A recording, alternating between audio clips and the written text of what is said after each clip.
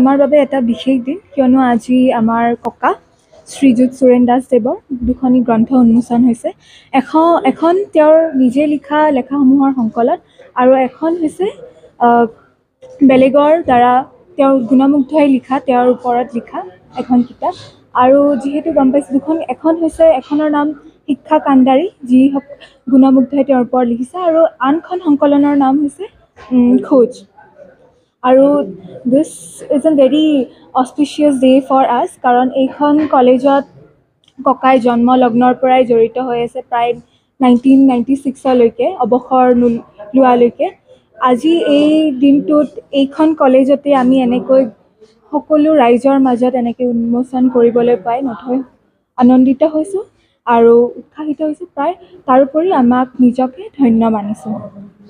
অসমৰ বিভিন্ন মহাবিদ্যালয়, বিভিন্ন বিশ্ববিদ্যালয়ৰ প্ৰাক্তন অধ্যাপকসকলক সময়ে সময়ে কেতিয়াবা মানুহে সম্বৰ্ধনা যাচে, কিন্তু এই জামুগুৰি চতিয়া এই অঞ্চলৰ মানুহে যিটো আন্তৰিকতাৰে সৈতে এই কামবোৰ কৰে, সেই কথাটোৰ পৰা মই ভাবোঁ অসমৰ মানুহে বহু কথা শিকিবলগীয়া আছে।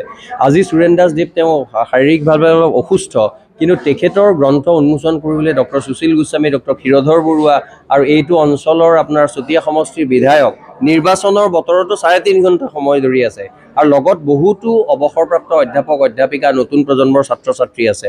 এই কথাটোৱে প্ৰমাণ কৰে যে অসমত যিসকল লোকে অসমৰ বিদ্যায়তনিক ভেটি সবল কৰিবৰ কাৰণে অহোপুৰুষাৰ্থ কৰিছিল, তেওঁলোকক সন্মান জনোৱা মানুহৰ অভাৱ হোৱা নাই, আৰু আটাইতকৈ বেছি তীৰ বিৰাই থাকে তেনেবোৰ মানুহ এই চতিয়া জামুগুৰি বিশ্বনাথ চাৰিআলি অঞ্চলত। গতিকে তেনে এটা অঞ্চলত তেনে এটা অনুষ্ঠানত উপস্থিত থাকিবলৈ পাই মই ধন্য মানিছোঁ আৰু গৌৰৱ অনুভৱ কৰিছোঁ, আৰু সমগ্ৰ অসমলৈ এটা যোগাত্মক বাৰ্তা যাব বুলি আশা কৰিছোঁ। এই মহাবিদ্যালয়ৰ প্ৰাক্তন অধ্যক্ষ সুৰেন দাসদেৱক আজি যি ৰাজহুৱাভাৱে সম্বৰ্ধনাৰ ব্যৱস্থা কৰিছে আৰু পৰিয়ালবৰ্গই যিখিনি আয়োজন কৰিছে, উদযাপন সমিতি গঠন কৰি যেনেধৰণে কৰিছে, মই আচলতে আজি এই অনুষ্ঠানত থাকিবলৈ পাই নিজকে ধন্য মানিছোঁ। কাৰণ তেখেতৰ লগত মই 5 বছৰ এটা এই মহাবিদ্যালয়ত সেই অসমালনৰ সময়ত এটা সম্পৰ্ক আছিলে, আৰু তেখেতৰ প্ৰতি মোৰ অত্যন্ত শ্ৰদ্ধা আছিলে, আৰু তেখেতেও মোক মৰম কৰিছিল।